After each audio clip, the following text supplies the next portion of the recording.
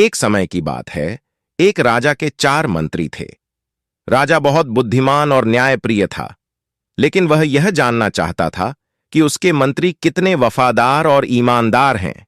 एक दिन राजा ने अपने चारों मंत्रियों को बुलाया और कहा, मैं तुम्हें एक एक बीज देता हूं। तुम्हें इन बीजों को 1 वर्ष तक उगाना है।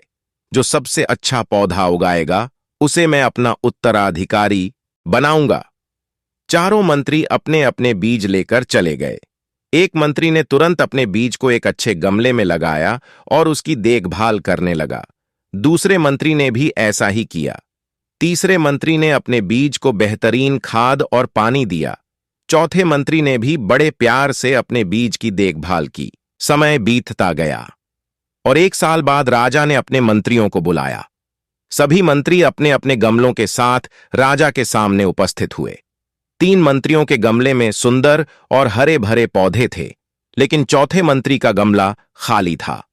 राजा ने सबसे पहले उस मंत्री से पूछा जिसका गमला खाली था, तुमने अपने बीज की देखभाल क्यों नहीं की?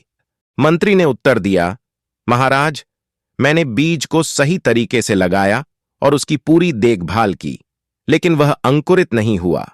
राजा ने मुस्कुराते हुए कहा, यही सच्चाई है।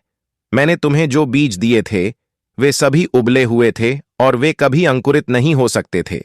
तुम्हारे अलावा बाकी तीनों मंत्रियों ने नए बीज लगाकर मुझे धोखा देने की कोशिश की है।